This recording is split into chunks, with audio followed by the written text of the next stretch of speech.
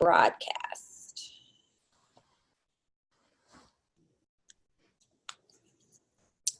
Good afternoon, everybody. This is Samantha Russell from 20 over 10. Thank you so much for joining us. I know we have a few minutes before we get started, so we will let everybody start signing in. But we just wanted to go ahead and get started so we could start with some polls this afternoon, so we make sure we're all on the same page, since we're going to be talking about the exciting topic of blogging. And I'm really, really excited to have our guest presenter here with us today. If you don't know her, I'm so happy to introduce you to her, and you'll be learning a lot. Actually, do you want to take a second and introduce yourself? Yeah, sure, that's fine.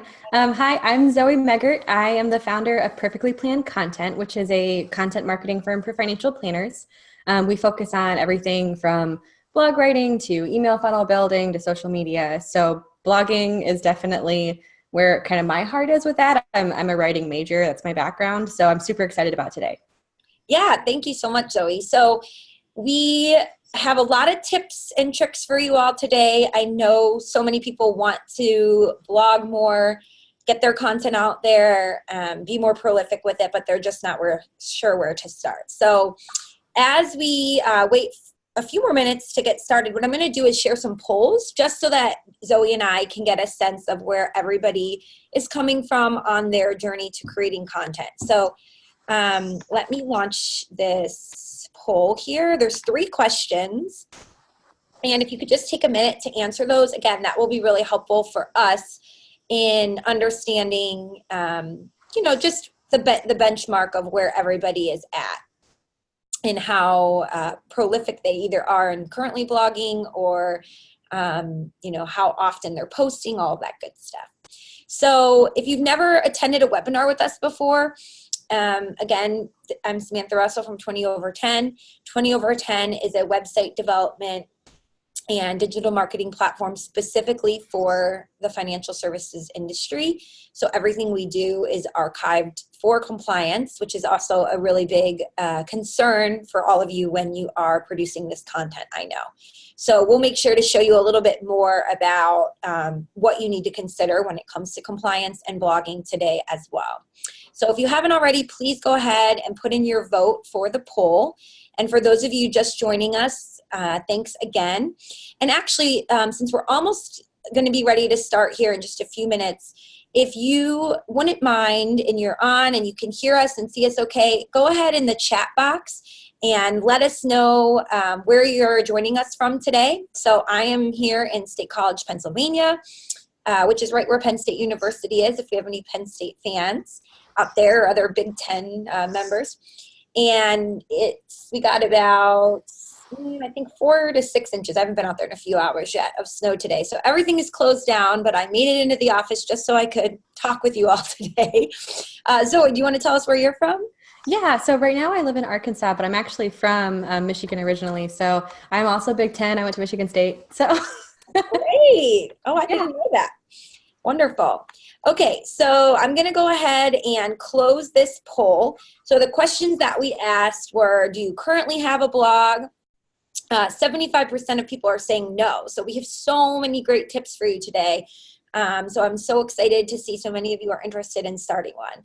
For those that do have a blog, the 1 to 2 times a week or once a month is the most, popular answers there. So that makes sense. That's typically what we see within this industry. And the overwhelming answer of have you received any qualified leads from your content marketing efforts is no, 90%.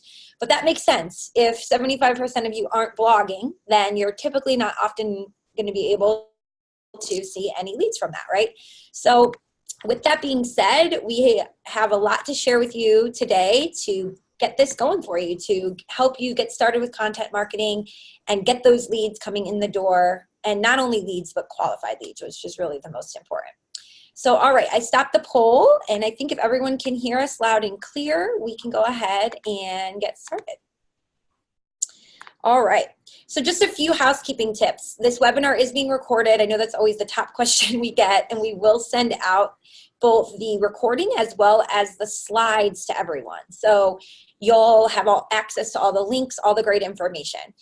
There are 2 places for you to interact with Zoe and I today. The Q&A box is where you can put any questions that you only want Zoe or me or Amanda Larson from my team, who's in the background answering questions, to see.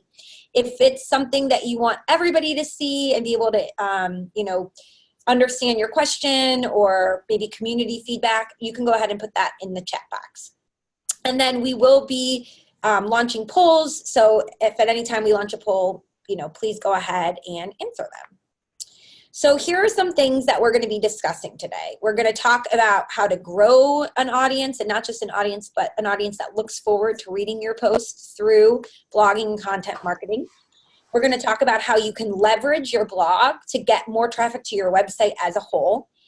How often you should be blogging, right? What's the cadence? Is it once a month, like a lot of you said that you're doing? Is it more often than that?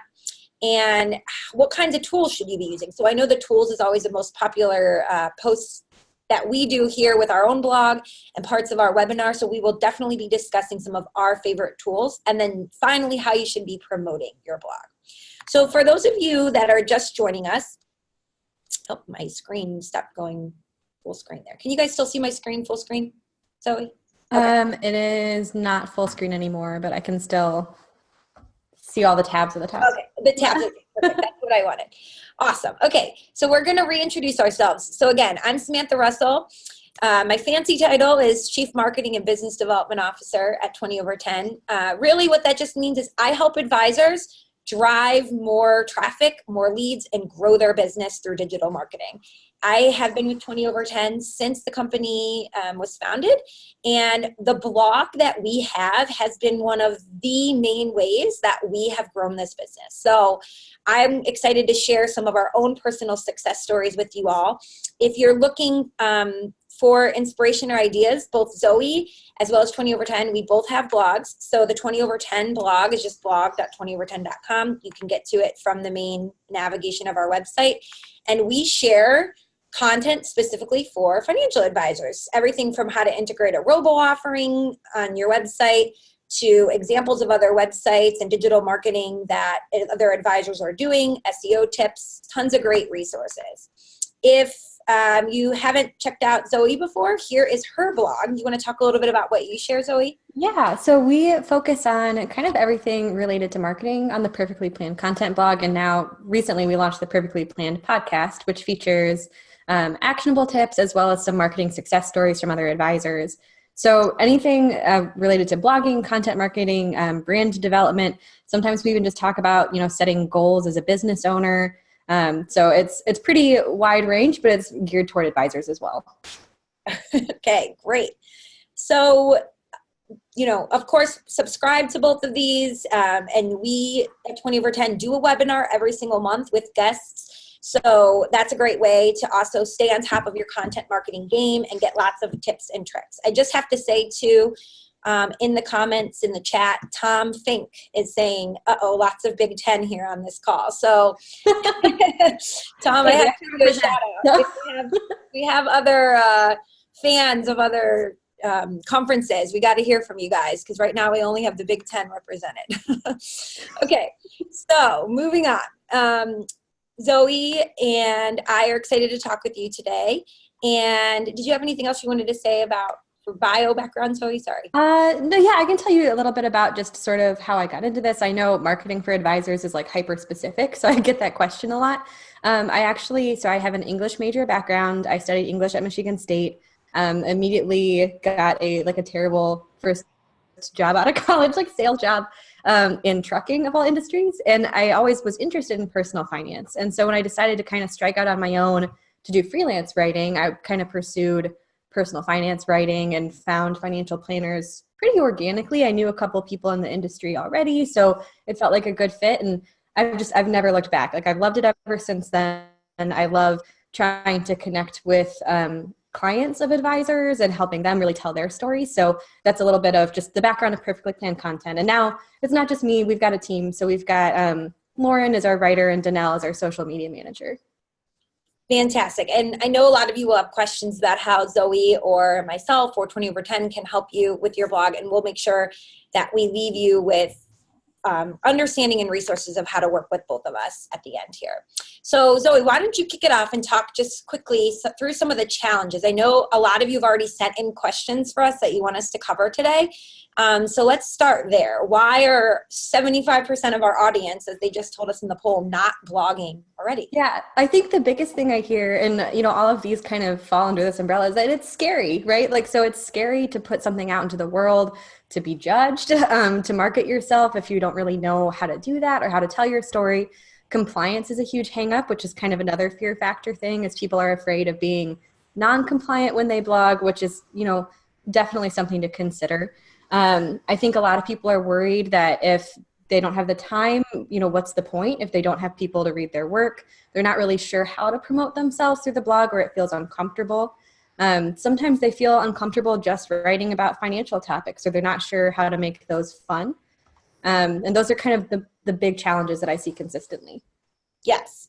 So we will be answering these throughout the presentation today. But if any of you who are the 25% that signed on and said you are blogging have some answers to some of these that you want to share with your colleagues and your peers here, it'd be great to hear from you in the comments section too about tips and tricks for how you've made it work. But Zoe and I have put together today is a 60-minute breakdown. So we tried to be as sensitive to the idea that you're all running businesses and that your main job is not to blog. But what I really want you to do right now is to have a switch of your mindset, which is to say you can find 60 minutes to do anything if you really want to, right? Time is all about prioritizing. And if I could tell you that you would get at least one qualified client in 2019 if you took the steps that we're outlining here today.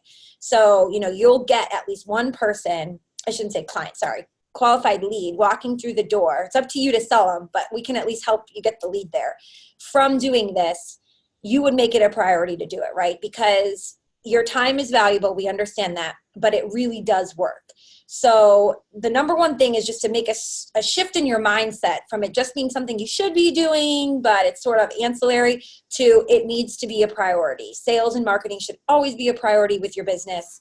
We all need to always have that pipeline of future prospects and leads. So before we start, or before you even get started with this 60-minute time frame, of course, the first thing you're going to need is to have a place to put your blog, right? And the number one thing people will ask is, where should I be blogging? Optimally, what we are going to suggest is that it should be a part of your website first and foremost, because you are going to want to have all of this traffic that your blog posts are generating linking back and driving traffic to your website. So the number one thing you have to do is have a website that allows you to blog. If you don't already, and you're going to be either setting up a website for the first time or setting up a website that allows you to blog, you need to buy a domain name. You always want to be the owner of your domain name. So don't, have someone else buy it for you where they're the owner. You want to be the owner of your domain name. If you can choose a provider that will archive your website for compliance purposes, that's going to be your best bet. So for instance, at 20/10, we do that so that it makes it very easy to make sure you're meeting all of those compliance standards. Or if you're going to use a service like WordPress, let's say you already have a WordPress website and you want to start a blog there, that's fine. Just make sure that you have some sort of archiving system set up so that, again, you're going to be compliant. And then you ultimately want to choose a platform that makes it easy to blog, right? You don't want it to be something where every time you want to add a post, you have to contact a web developer to have them add it for you. You want the blogging ability to be baked into your CMS, your content management system. So for instance, at 20/10, you can add a blog post very easily at any time. You can have multiple blogs for different audiences. And then you want to have built-in SEO tools. So there's really no point in doing this, right? Again, if it's not going to help you be found online. For those of you that might not know, SEO stands for search engine optimization. So we'll throw that term around here a lot today. So those are some considerations when you're choosing a platform. Once you actually set up your website, you've got the blog going, you add your first post, of course you're going to want to continue to have that blog live on your website, right? So here we have different places that you might want to consider housing your blog content. So first and foremost, you want it to live on your website. So you have a blog, you might call it blog, you could call it insights, recent updates, whatever that label you want to give it.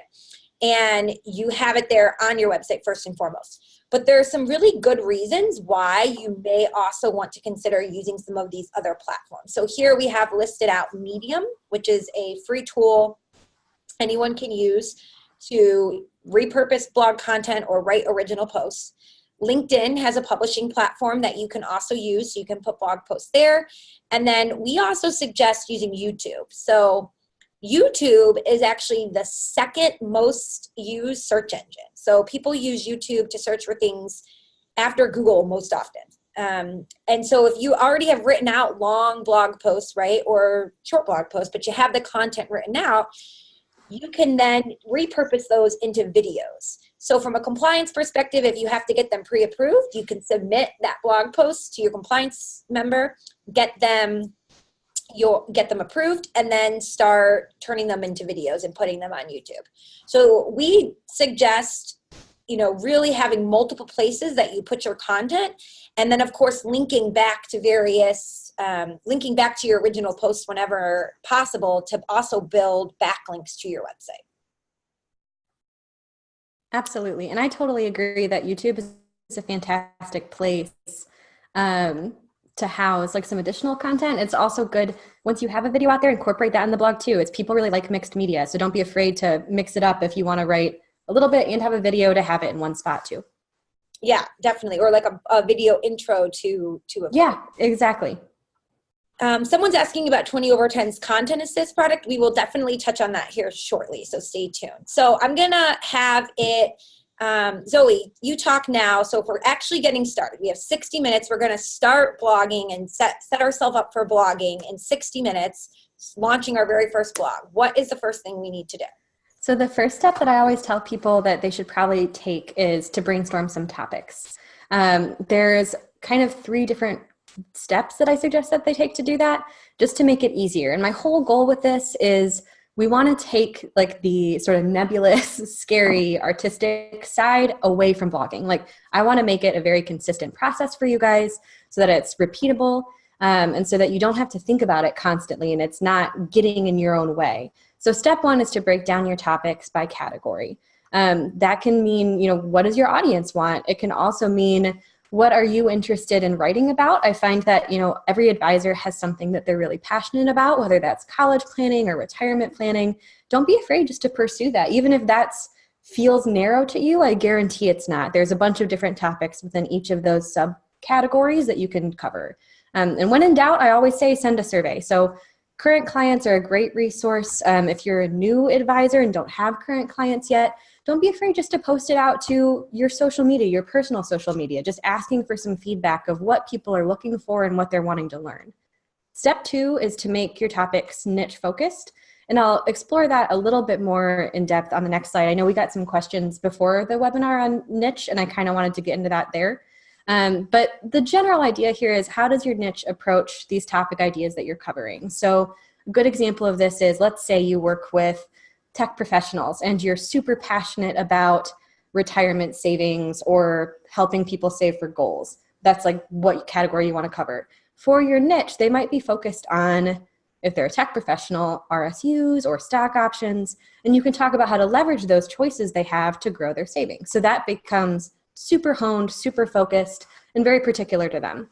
And the third step is try to avoid like super timely, buzzwordy type of topics. So, there's a season for everything. There's tax season. That's fine. I totally understand the benefit of posting about that.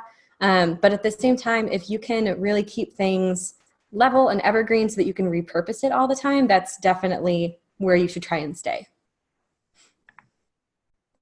And this is kind of where I want to get into what a niche is and how to brainstorm those niche topics for your blog posts. The question we got before the webinar, which I thought was good, was, and I get this question a lot, I don't really have a niche. I work with a bunch of people, everyone under the sun. I always joke that, anyone who walks in the door with a pulse is a client sometimes when you're starting out.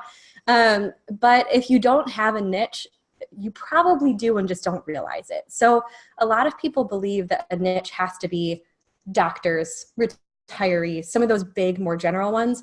It doesn't have to mean that at all. It can be a psychographic. Maybe you love to work with people who are in your local area. That's a niche. Or you love to work with people who have really strong beliefs in family values and want to create a legacy during their retirement. That's a niche. And when you gear your topics toward that psychology of the person who you want to work with, you're going to be able to reach them more easily. So let's talk about just the benefits of niche specific topics and how that plays into your brainstorming. So when you go for niche specific topics, even if it is that more psychograph kind of vibe, you're really providing value right out of the gate. You're answering very specific questions people have. You're not giving them general fluffy financial advice or insight that they can find anywhere. You're really letting yourself shine through, which I think is important. You're also weeding out competition. I always say that SEO is important, but if you're trying to compete with financial planner near me, you're fighting against so many big wealth management firms in your local area. If you can be really hyper specific with that and say tech professionals, how to handle stock options in your local search area, so much more specific, less fighting. Generally, you're going to see more success. You are increasing visibility and searchability because people don't search for general questions. They search for what they want to know. You're continuing your own education because you're learning more about what your niche wants and what they're looking for. And then you've also got repeatable content that you can use again and again that still serves your niche. It's going to serve them now. It's going to serve them 10 years from now. You might need to update it for relevancy, but overall, the niche specific topics are really the way to go. I think that idea about location is a huge one too. For a lot of advisors we see, they just say, oh, I work with families, I work with individuals. I'm working with a lot of like what we consider to be more like middle America. So location based is a really great option, right? So I'm here in State College, Pennsylvania. We have seen sort of a housing bubble here where the prices of homes are going up by sometimes $100,000 in just 10 years.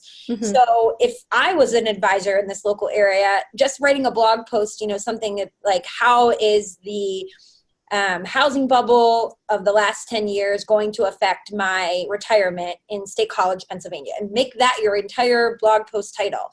And then you can talk about the fact that so many people have a lot of their wealth tied up in the equity of their home and what have you, but including that geographic keyword in the blog post title, it's not only going to help with your SEO rankings, but also when you share that on social media, you're going to get so many more people in your local area clicking on it because it has the name of their city right there in it, and they'll realize that post is for them. Yeah, I completely agree. And honestly, I know someone who does work with sort of that more legacy planning minded clientele that are mostly pre-retirees.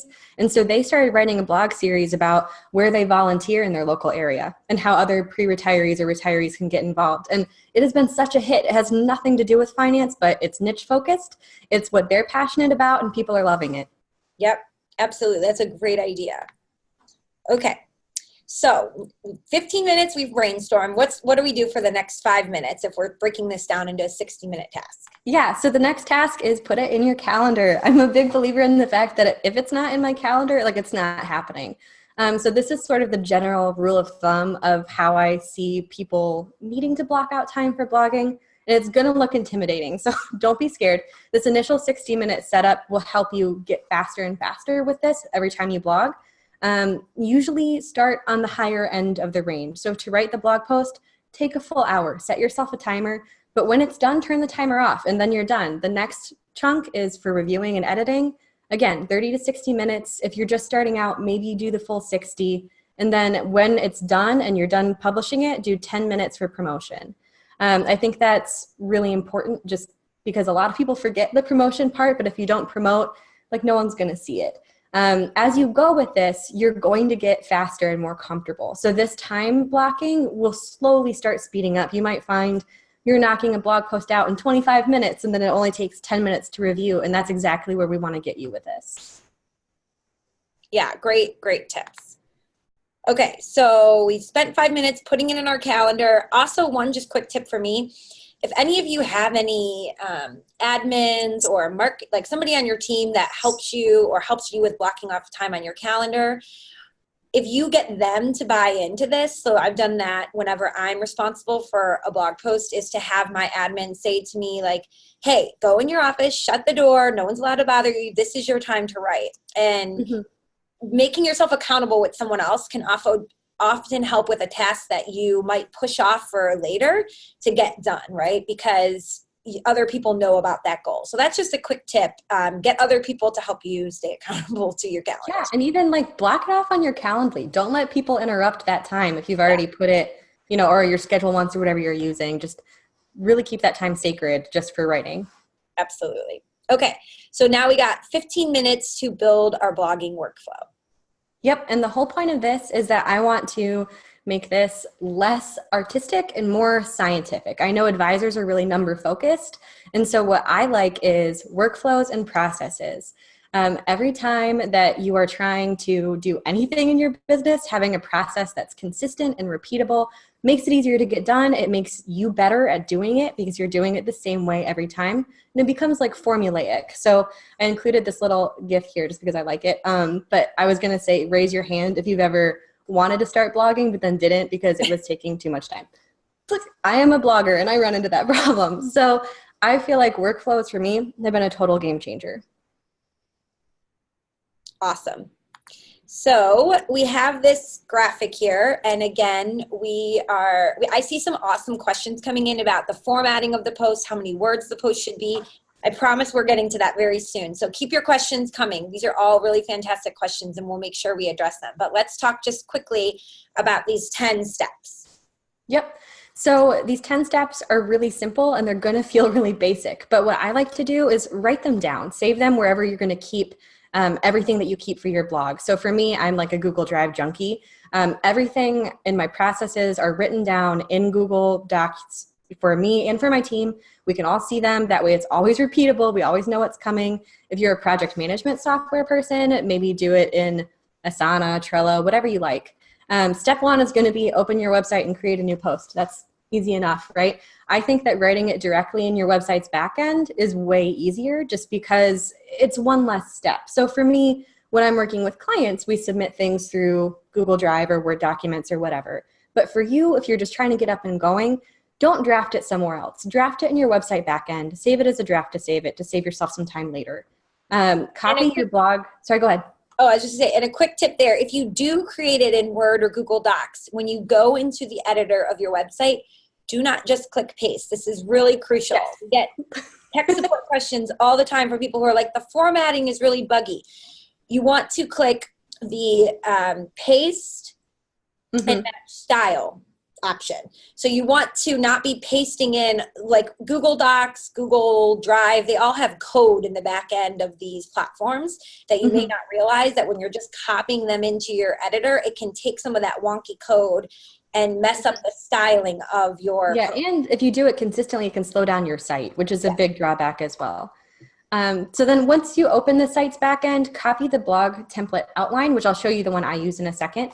It's super straightforward. Usually I just say, a couple subheadings, a conclusion, and intro, and you're good. But that kind of keeps you thinking in blog post form rather than just doing like word vomit all over the page. Next idea is to select a blog post topic from your idea list. I suggest keeping that in the same spot as your workflow and your template or your outline. Then just write. So set yourself a timer. Go for it. Even if you're feeling not necessarily inspired, the fact that you've got a little bit of research done ahead of time, you already picked out a topic, should kind of help you get the juices flowing. Even if it's not good, I always say if you're not feeling inspired, that's okay. Writer's block isn't really a thing when it comes to business blogging. Like you just kind of got to power through. After you go through the initial draft and write it all down, I usually suggest kind of walking away first, but it's good to do some initial cleanup. So if you have a run-on sentence that you want to break up or whatever else. Then when you do walk away, come back to your post a couple days later to do some more thorough edits. So when you're kind of not in that writing zone, if you don't like writing, it might be really uncomfortable. So when you come back to review, you're feeling a little bit more confident, a little bit less butterflies about getting started blogging, and that usually goes better.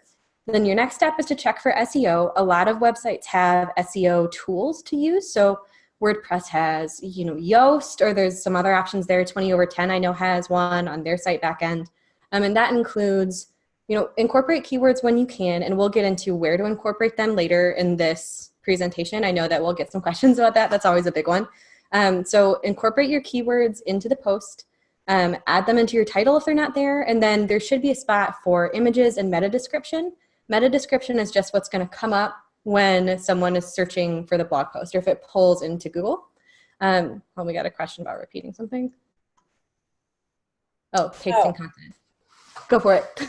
Oh, yes. Just whenever you're pasting, and I'll show this in our editor here in a second, but whenever you're pasting your content into your editor, you want to click the option for paste and match style, not just paste. So match style means it's matching the style of the editor. Yep, exactly. So once you fill out the meta description, you can also add a image alt text. And usually I recommend doing that, keyword heavy or the title of your post as well. That helps with SEO too. Schedule your post out or publish it immediately. And then when your post goes live, take the time to promote it. So that means social media, it goes out to your email list. Maybe you tell everyone in your mastermind group that you have a new post out if they want to help share it. Whatever your process is for that, just really push to promote it. And it doesn't have to be crazy long either. Like 10 minutes in your social scheduling tool, like Buffer or Hootsuite, really does the job. And then finally, measure and then check your analytics as you go. So kind of figuring out what's working, what's not, what topics you're liking writing about, what are kind of harder to tackle, that all helps inform your future process. So we have this nice workflow here for you, and now we're going to dive into the nitty gritty, which I know you guys want. I know we're getting so many questions, so I love that everybody is super into it. Hang tight. One more thing for 5 minutes, and this is just a favor to your future self. I know we all like to do this, right? It's like if you're going to bed at night, you do the dishes as a favor to yourself in the morning. If you're able to set out your clothes for your kids the night before, a favor to yourself in the morning to get out of the house quicker. So creating a reusable outline is a favor to your future self. It's very simple to do. And Zoe has shown us one here that it's so simple that it almost seems silly to show it to you guys. But I know. Well, and I was laughing because this is the exact one that my whole team uses every time we're writing a post. And we do this for a living. So it doesn't have to be complicated. It just has to be enough to get you going and to get you in that blog writing mode. Right, exactly. So here you go. Have a template that you use over and over again that just helps you replicate what you're doing. Again, think of it less as an art and more as a science. This is what I need to do to get this content made. Okay. So let's dive into the nitty gritty because I know we're all so excited about that. All right. So once you start writing, once you've got your topic, you really need to think about what keywords you're going to use for SEO. So again, SEO, for those of you that may not understand, is just search engine optimization. So helping Google find you, your website, your blog posts online. So I've got this little graphic here, but really what it comes down to is you don't want to overcomplicate things. Think about what keywords is your audience going to search for. So there is a really neat tool that you can use. It's called the Keyword Planner tool through Google AdWords. You don't need to be a Google AdWords account member to use this. So I just went and looked up financial advisor of St. Louis, for instance, in here. And what it does is it gives you keywords that are related to the search term that you put in. And it tells you how many searches on average are performed for that keyword every month. And then the rest of it is more related to if you were to run AdWords. But this is just helpful for you as you're thinking about your own blogging, what kinds of keywords you might want to use, right? So if you were deciding you specialize in divorce and helping people who are going through divorce with financial planning. So you were going to use the word quadro, right? QRDO. You might put that in here and then get a list of other relevant keywords that you might want to think about or consider using in your blog post. So this is a really great way to think very strategically when you start writing about what people are actually searching for. If you don't want to log into Google and use the Google Keyword Planner, even if you just do a simple Google search and you scroll to the bottom of the page, there's always like 8 or 9, people always searched for options where they'll show you other related search terms. You can try using that too. That's a really simple, easy way to get some other ideas flowing when it comes to keywords you can use. So additionally, whenever you're writing your blog post, there are certain places that you're going to want to put those keywords and those key phrases. So let's talk about where those are and what that looks like. So we have an example here, and I've pulled it up on the page, but I'm also going to pull up the live site. So this group is called the Scott Advisory Group, and they specialize in working with women. And so here's a blog post on their website, 5 financial items women need to consider when getting a divorce. So the first thing we are going to notice is that the word women is in the title of their post, right? The second thing is that they have a woman in the image. And so the alt tag should also be including the keywords on the image. And I'll show you how you can add those in via 20/10 here. You also want to make sure that you have variations of the keywords in the actual paragraph text of the blog post. So the body of the content. And now this for most of you is just going to happen really naturally. You don't really need to think about it, but as you're writing, if you're writing a post about financial planning for women, the words financial and planning and women are probably going to very naturally be in that post over and over again. So that part usually is very easy. But then you also want to include a meta description.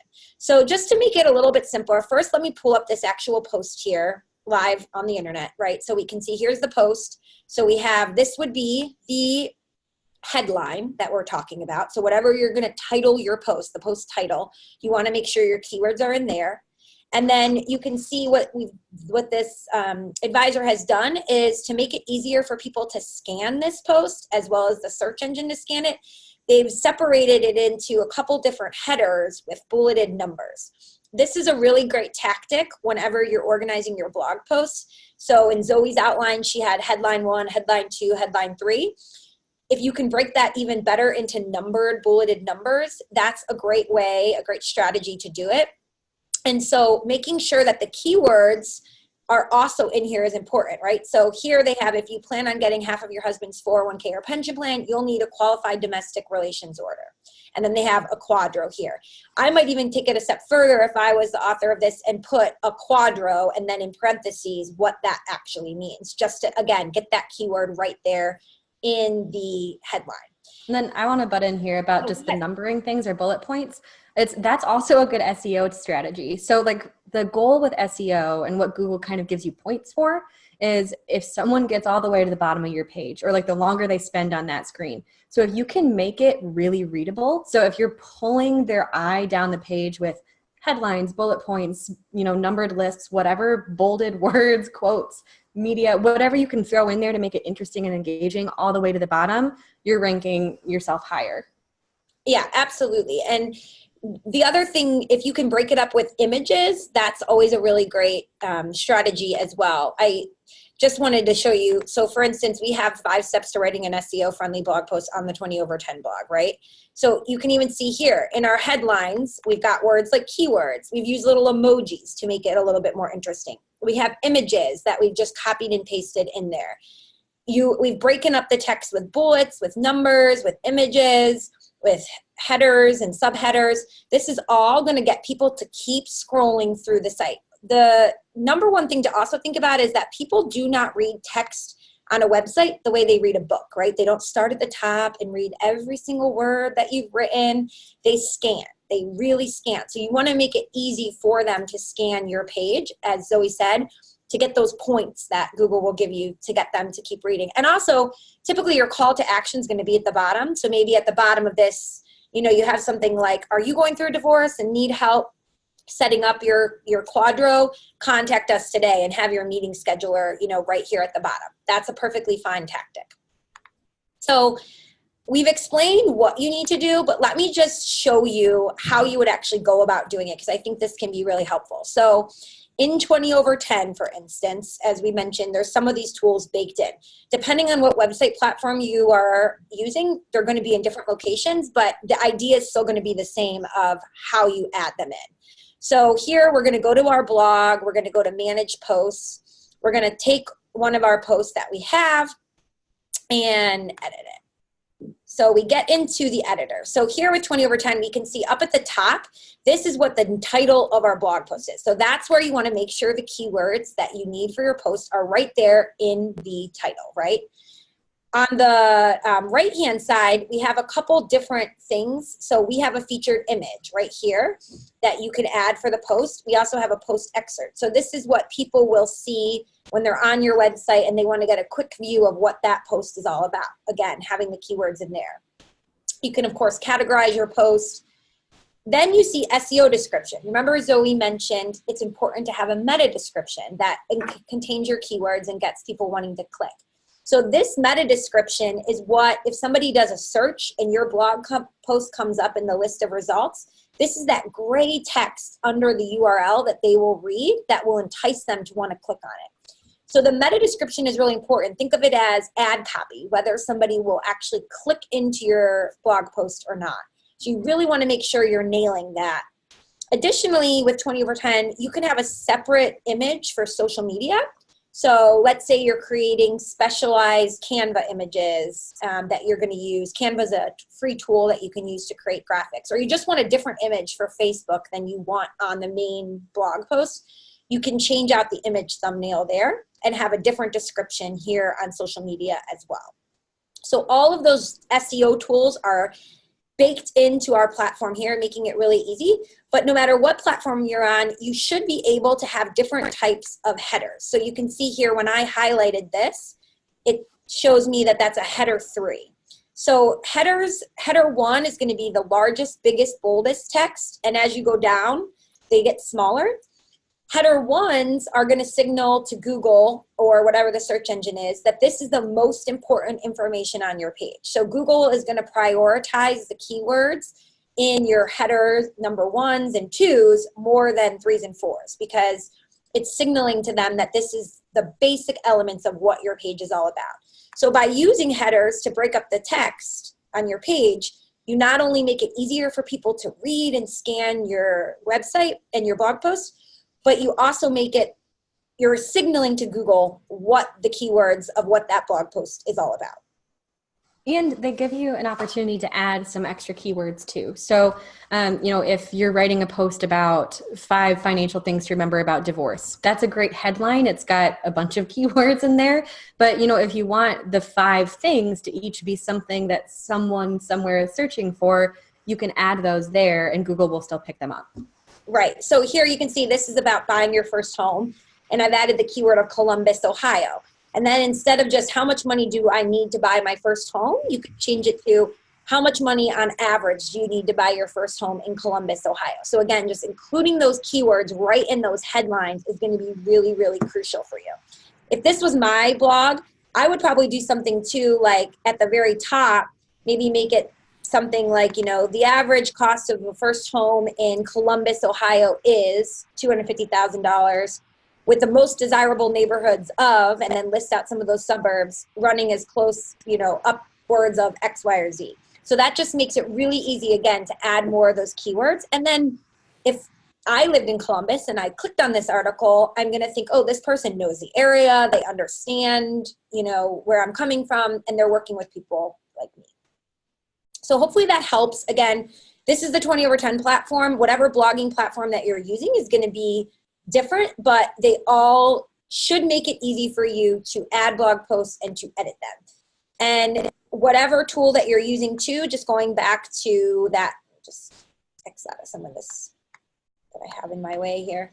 Whatever tool that you're using should make it really easy for you to save posts, have various drafts, and then once you're ready to publish, go through a publish step that either submits it to your compliance officer or gives you some sort of file that you can submit so that everything can get approved before it goes live, which is always, of course, really, really important. And so on the 20 over 10 platform, not until it's reviewed or you've sent it off for review and it's approved will those blog posts go live.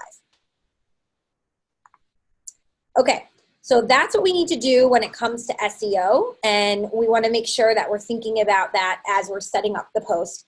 And then the last chunk of time, we want to think about promoting the content. So let's talk a little bit about once we're writing these posts, how we're going to get it out there in front of the world. Yeah. And honestly, I think promotion is like 80% of what you should be doing. So as a content creator, I think a lot of people assume, oh, like you must just create content all the time. Honestly, I do. That's part of my job. But I would say it's about 20% of my actual work. 80% of my work is figuring out where to promote it and how to get it in front of my audience. Like I said before, it doesn't matter if it's the best blog post in the entire world and it's super optimized and it's perfect. If no one sees it, it's not going to do you any good. You're not going to get any leads. And that's the whole point of this. It's not like an artistic endeavor that we're doing this for, right? This is like something we're trying to gain leads and generate clients and all of that good stuff with. So a good first step to think about when you're promoting your content is your post published on your website and tagged correctly? A lot of times I run into this a lot with WordPress sites, not so much with other platforms, but if you don't have it tagged a specific way or if it's uncategorized, like it won't necessarily show up in your feed. So just making sure that it's actually visible on your website is a good first step. Published to secondary platforms, my favorite is LinkedIn Publisher, just because I think that it's a good way to get in front of your connections there, your audience, to connect with clients and colleagues who might think it's interesting or referable. That's good. And not everybody is subscribed to your blog and going to your website every day. So if they don't know that a new post is live, you might put it in your feed and it gets buried. But if you post it as a published LinkedIn article, they'll get a little notification. You know, Samantha Russell published a new post on LinkedIn. And so just on that note, what's your take on titling for LinkedIn? We had a question come in. Do you personally tell your clients that they should use the same title on all like Medium, LinkedIn, or change up the title?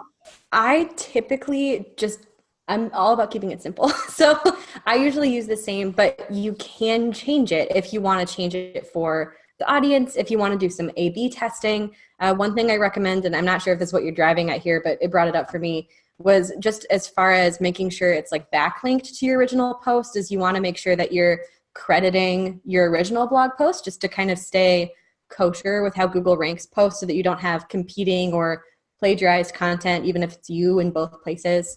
I think that's important too.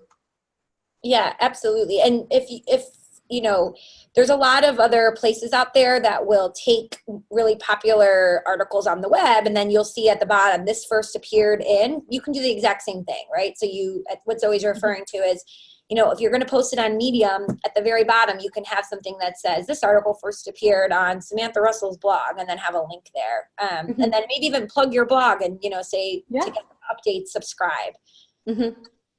Totally agree.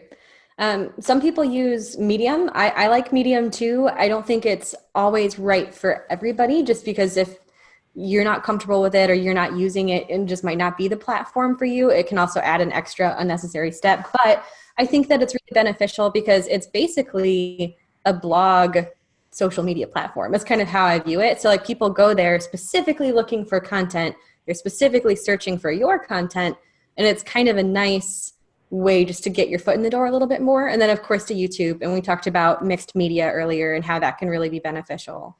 The next step for me is posting it out on social media. I like a social scheduler, which we're kind of talking about here in both of these steps. So I personally use Buffer just because I think it's user-friendly. I don't have anything against Hootsuite or Meggert. I have other clients who like those. I like Buffer just because it's kind of what I started using first, honestly.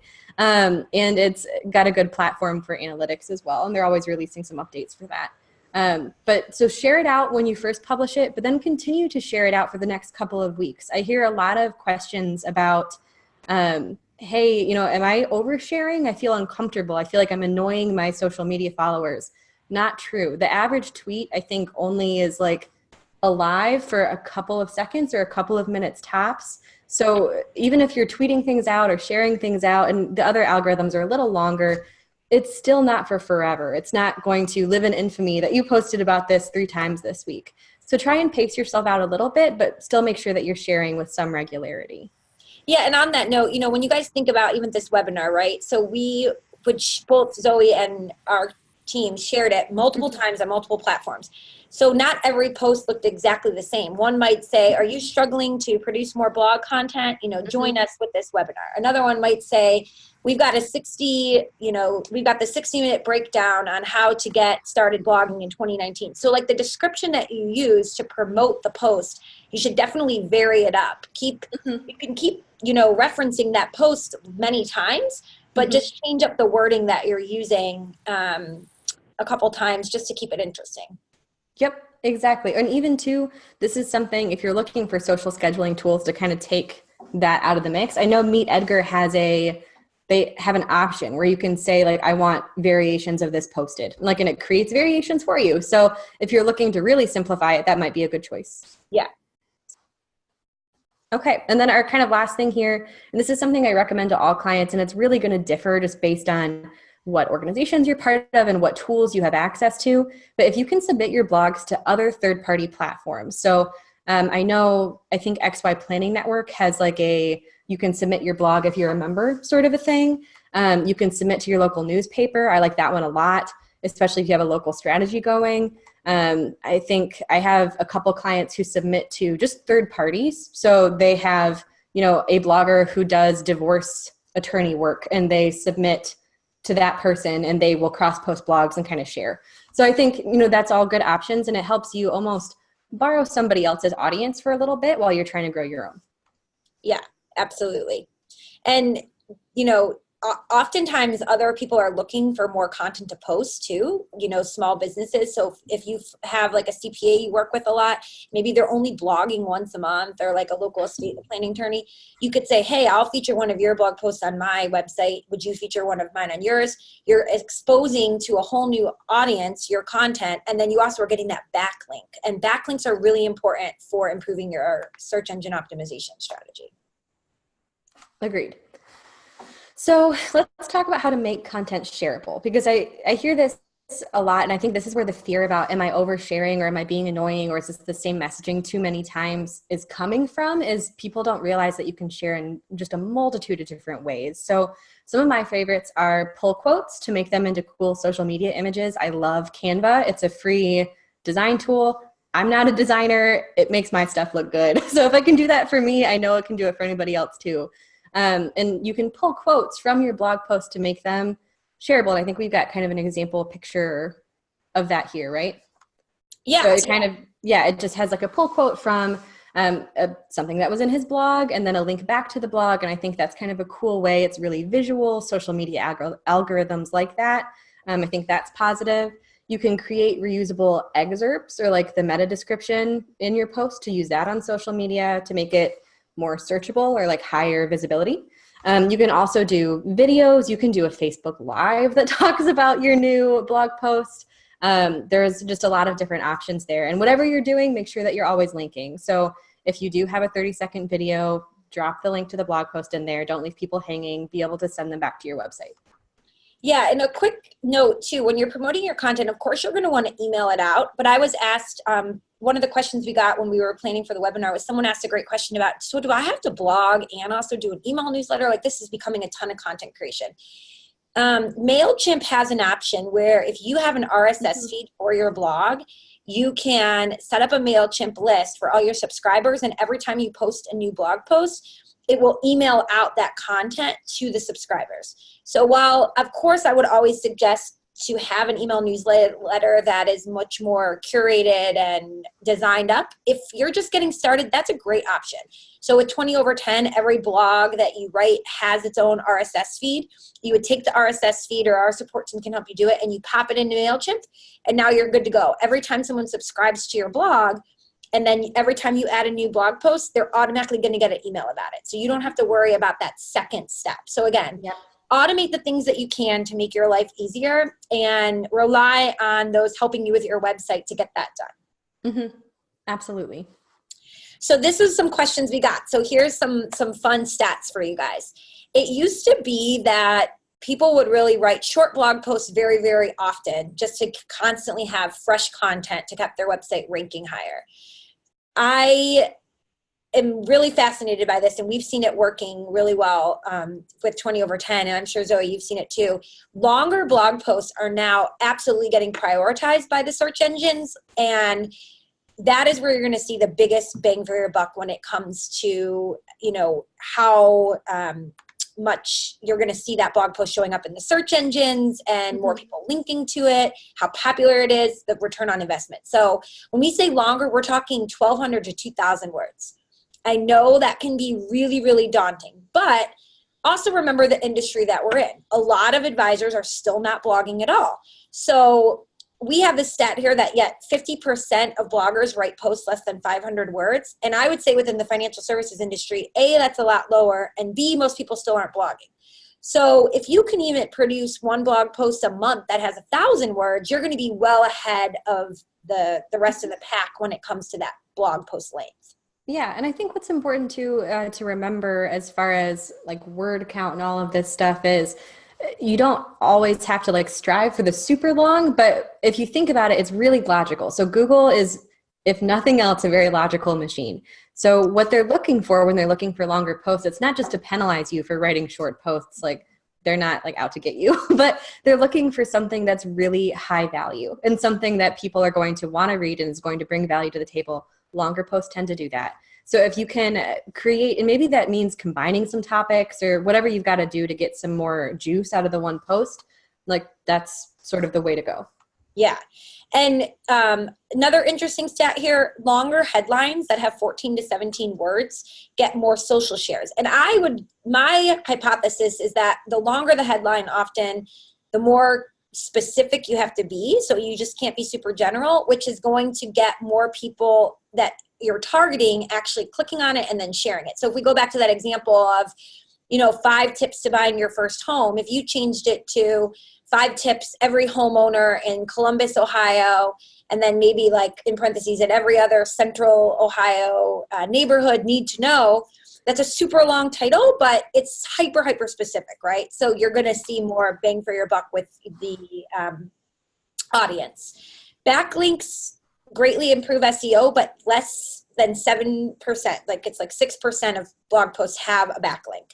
And when we talk about backlink, that just means somewhere else on the internet is linking back to your post. So again, talking about those different strategies, getting this blog posted through a local newspaper column or, blog swapping with a friend or colleague in town is a great way to do that. Mm-hmm. There's no best day to post, but doing strategies like using lists or a why style post or a question style post are also really great ways to set up your blogs to, again, make it easy to scan and to boost your rankings. And something I say with that too is when you're creating like a post title, right? Like an optimized headline or whatever you want to call it. Like list posts, these are things that people are searching for, right? They're searching for ways that I can save more this year. So if you have a post title that's 5 ways you can save more this year, like that's what they've already been looking for. Or questions are big on that too. If I'm me and I want to learn about paying down college debt, I'm not going to search for, the best ways to pay down college debt. I'll probably search for a question like, how can I pay down my college debt? And so if you can keep that in mind when you're building out the longer post titles, that'll help too. Yeah. Think about how people actually use and especially how they talk, right? Because voice activated searches are becoming so popular. We talk to our voice assistants or talking to our mobile devices when we're searching. So think a lot about that as well. Okay. So now we're going to talk some more about tools, which I know everybody gets really excited about. So when you're thinking about blogging, we've got some things that, of course, you're going to want to think about. Oh, our emojis aren't working for some reason on some of these. So you're going to need to think about images first and foremost. And that is really crucial in that our brains process imagery, this is crazy, 60,000 times faster than text, 60,000 times faster. So somebody can often even just look at an image in a feed on LinkedIn or Twitter, and the image will be the thing that makes them click on something or not, right? So what kind of image that you're using, and then also the images within the post to help articulate your point can be super powerful and important. You don't need to go and pay, though, for imagery. We've listed 3 websites that we really love right here: Unsplash, Pixabay, and Pexels. They all have completely copyright-free images that you can do whatever you want with. Canva, which is another tool that we were mentioning, Canva. If you use their tool, they have images already preloaded in that will help you make graphics and other images for your posts. So when you're thinking about images, any of those are a really great resource. Do you want to talk a little bit about the keywords, Zoe? Yeah. So as far as finding keywords for you, and I get a ton of questions about this from people who are new to blogging. It's always, how do I even know what keyword to use?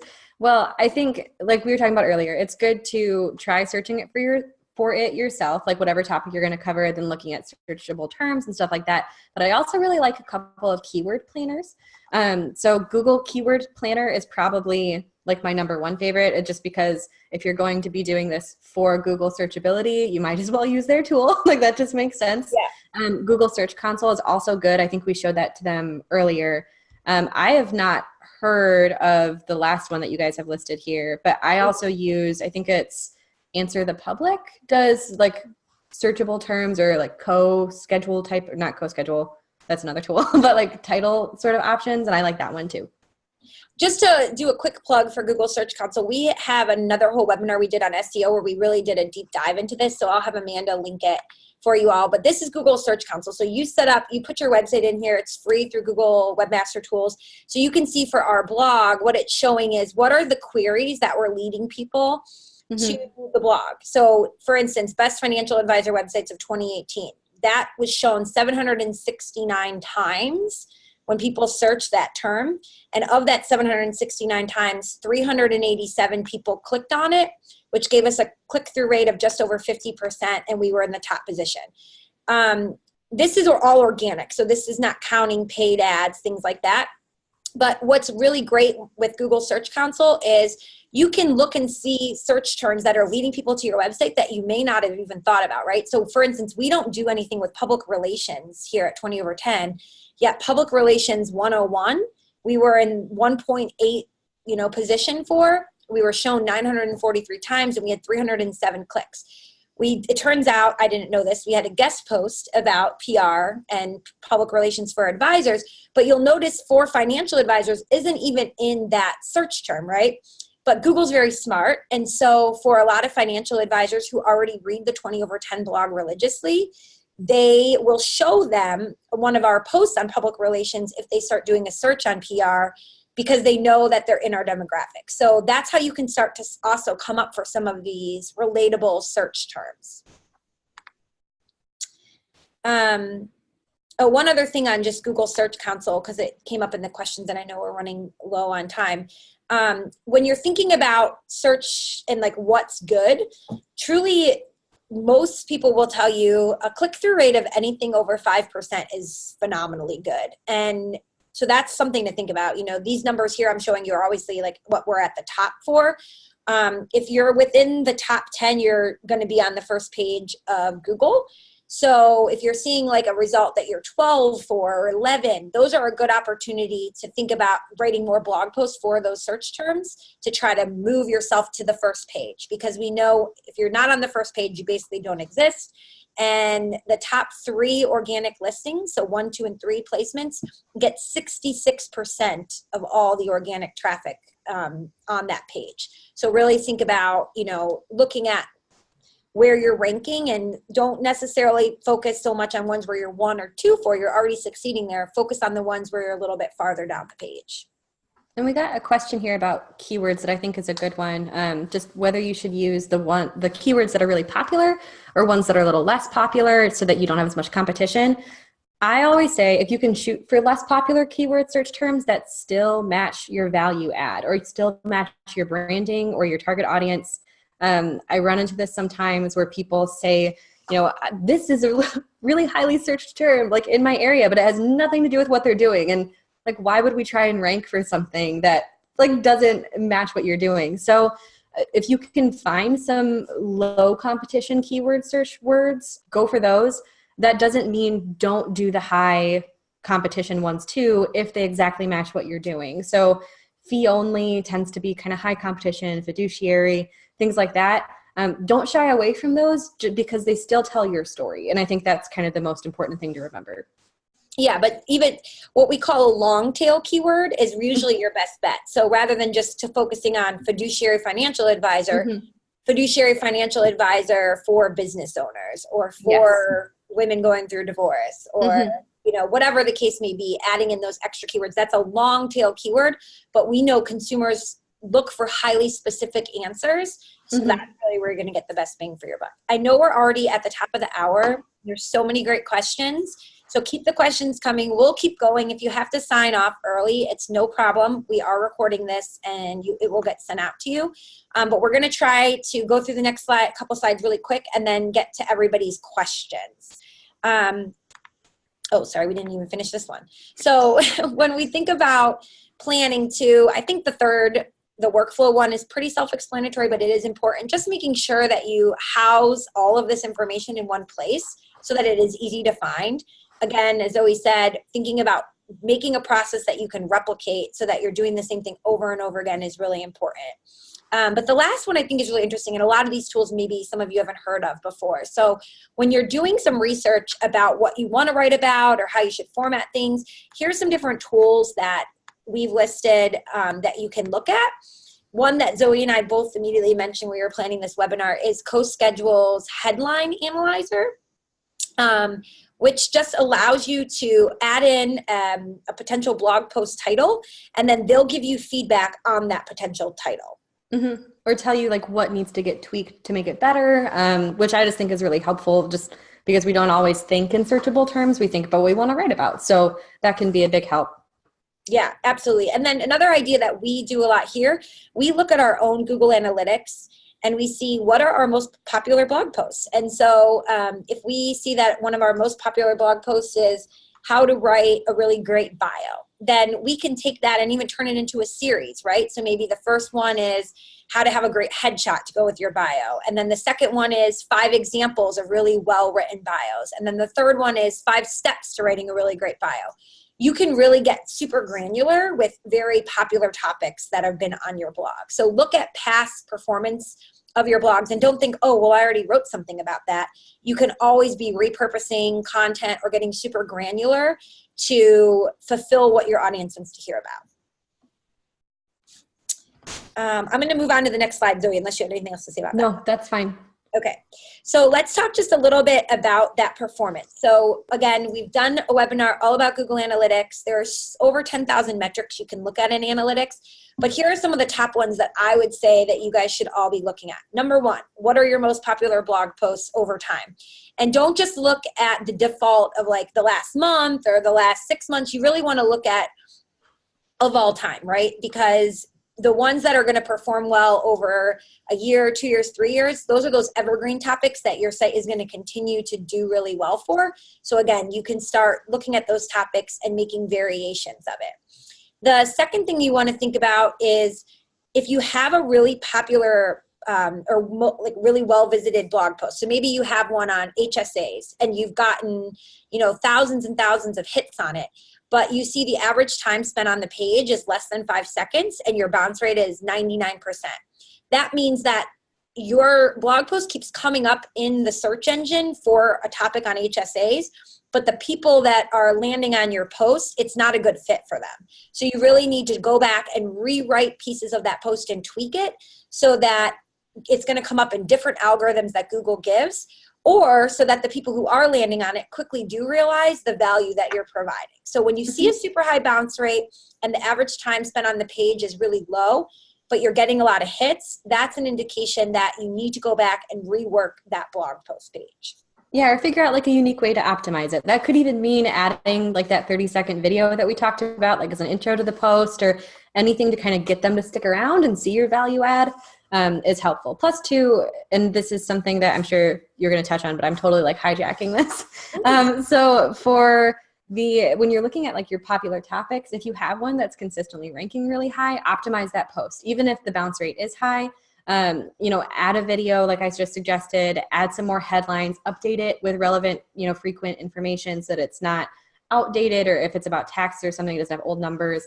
And 2, try and add some call to actions to it too. Like if people are landing on it, add it toward the top where, they can click a link to schedule with you or something like that too, just to try and maximize that traffic.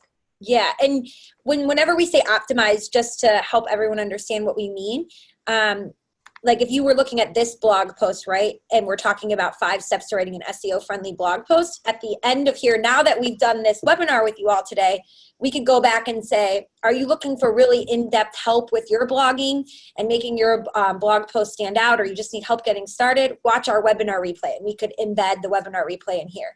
So optimizing means you go back and you look at old content you've already created, and you update it. You make it more relevant, you change it up, you add new pieces of information, link to new posts, things like that to get it up to date. So of course, look at your Google Analytics. If you want more information about specifically what metrics you should look at, how you're comparing to other financial advisors, Amanda just dropped a webinar replay link in here, and we'll have that link included in the email we send out. That is a really great webinar to watch to give you tons of info about Google Analytics. I already went into the Search Console tool, but obviously use this tool. It's a great, great resource for you to understand what keywords are driving traffic to your website. Google Search Console is where you find the keywords. Google Analytics is where you find the way the traffic is coming to you. So who's referring people to your website? Where are those people coming from? What's your top post? The keywords cannot be found in Google Analytics. So you have to use Google Search Console for the analytic part. But all of these pieces are part of the Google Webmaster Tools, and it's all free, 100% free. If this seems like really daunting, these pieces to you, you can work with a professional. So, whether it's somebody like Zoe here at 20 over 10, we have an SEO package. You can certainly have somebody help you set those types of things up.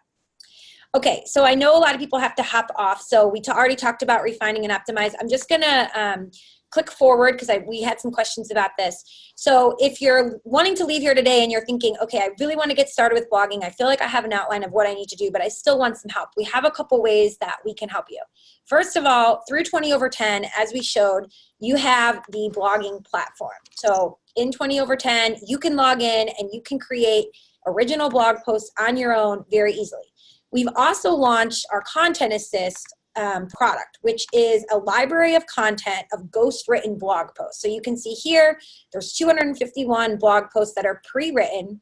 You can add any of these posts in, and they're a starting point then for you to go in and edit. So let's say you want to write a post, on risk tolerance, or you want to write a post about, staying financially fit, or whatever the case may be. You take the post, you add it to your blog feeder here, and then you click edit, and then now you can go in and edit the post to fit your niche, your audience. Everything is completely editable, but you see all the content is preloaded in here for you, including all those SEO components that we talked about. So this would be a very quick and easy way to get started. If you're a 20 over 10 user, it's in the platform. You just have to turn it on, and it's an extra $499 a year. We do have a code for you, so if you want to try it out, you can get $50 off through March 1st if you use the code BLOG-MORE. So that's a really great way if you want to blog more, but you're like staring at a blank screen is really daunting. There's tons of ways that this service is really helpful to help combat writer's block, help you with topics. You can have that post to start with, but then you can put your own spin on it, add your own niche audience, add those SEO keywords. If you're looking for much more in-depth help than, that pre-written library, Zoe has some great resources that she can help you with. So Zoe, you want to talk about that? Yeah, so through Perfectly Planned Content, my team and I help our clients create really customized content. So it's customized for your unique niche. We talk to our clients all the time to get their personal opinion and feedback on stuff. So it's really helping their voice and their short story shine through. And what I always say is blog posts, social media, all of that good stuff.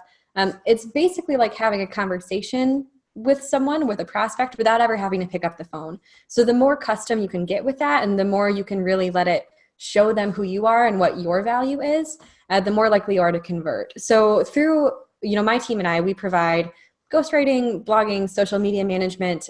We've helped set up social media campaigns before, like messaging campaigns and stuff. We do email marketing assistance and some funnel building, lead magnet development. So kind of everything. And then we also help you analyze your analytics, because I know that can be kind of intimidating too. We also do content coaching, which has been a really good option for some people who kind of want to DIY it but aren't really sure where to start. We just do hourly coaching sessions. And that's good for, we give you like a to-do list afterwards, and we can help you kind of set up a strategy and get the ball rolling. And then we also have a ton of free resources over on the website. So we've got the blog, we have the newly launched podcast, we have like 1 billion free downloads available. So you can click into all of those. So think of it really as 20 over 10 is the platform, and that is where your blog would be housed. You would go in, you would do the editing, or you can hire someone like Zoe to work with you, to log in on your behalf. She certainly can work, and has worked with 20 over 10's platform on behalf of her client. Mm-hmm. Or you can use the 20 over 10 content library. So basically what we're trying to say is you have no excuse to not be blogging in 2019. Exactly. There's 1 billion different options available to you. Yes, absolutely. And I know that a lot of you, maybe are still like not 100% sure or just want to dip your feet in. If you have questions, we are 100% open to hearing from you. We love to get feedback, to be told, you guys should do a webinar on this. I think I just saw somebody put one in there about, have you ever done a webinar on Google's keyword planner? So if you have ideas for a webinar we can do in the future, or a blog post you'd like to see us write, or anything in between, if you want us to review a blog post you've written to say like, hey, am I nailing it with this, or is this bad or good? Certainly reach out. We put our contact info here. I love to connect with people on LinkedIn. That's my favorite platform that I work with a lot of advisors on. So if you haven't already, it's just Samantha C. Russell on LinkedIn. And I always share tons of content, upcoming webinars we have. And I know Zoe's on LinkedIn. She's on, and so we've got her LinkedIn profile there too, Zoe Meggert. So please connect with us. We love getting those connection requests and watching them come in as the webinar ends. And then if you want to shoot us a private message on LinkedIn, if that's easier, to say, hey, like, look at this blog post, or what do you think about this, or how can you work with someone like me? That's a really easy way to do that as well. Next month, if you go to 20 over 10's website, our next webinar that we have will be on, it's not even listed here yet, but it will be all about websites, and does your website pass the 5-second test? So if you're thinking just about, websites in general, and you're interested in, signing up for the next webinar, check back there soon and it will be listed out. But if we have any other questions, we'd be happy to take them. Thank you, everyone. I know we're well over the hour time allotment, but we had so much thank you. It was fun to say about blogging today, and so much audience interaction. So we loved all the questions. So keep them coming if you have them. We can stay on. If not, thank you so much for joining us. And Zoe, as always, it was so fantastic having you share your insight. Yeah, it was great working with you guys on this. This was a really good time. Oh, someone's asking about the RSS feed and how to integrate it into MailChimp. So if you're a 20 over 10 user and you want to get the RSS feed of your blog, you can just contact support from your login and just ask them for help with that, and they can get that to you. You will need to have a MailChimp account set up, which we don't do support on, of course, but they can help you with the blog RSS feed from the 20 over 10 side of things. I think if you don't have a 20 over 10 set up too, I might be wrong here, but I think you can literally just Google like, what is my RSS feed, and plug in your URL, and it should pull up. I think there's some resources that do that. Perfect. I'm just going through the questions. If there was anything else. Oh, somebody asked about Grammarly. I don't know if you use that, Zoe. We use Grammarly a lot here at 20 over 10. That's a great app that you can add on that will help make sure that your grammar is correct when you're blogging. Yep. No, it's definitely helpful. And honestly, they just released like a beta version for Google Drive. And like I said before, I'm a Drive junkie. So I was like, oh my gosh. So it's been fantastic. But yeah, it's definitely a good app to use, especially if the biggest, nerve that you have is misspellings or bad grammar or whatever. With the blog post, that can help. Yeah, absolutely. If you wouldn't mind, if you're still hanging on and you're here with us, because we love this part, if you could share, maybe quickly one thing that you thought was most helpful that we shared today, whether it was a tool that we mentioned or just giving you a time frame about how to block things off or answering a question you had, that's always really helpful for us as the presenters to know. We'll also ask that in a follow-up email. But if you have any, direct feedback you want to drop in about something that we shared today that you found helpful, we love to hear that too.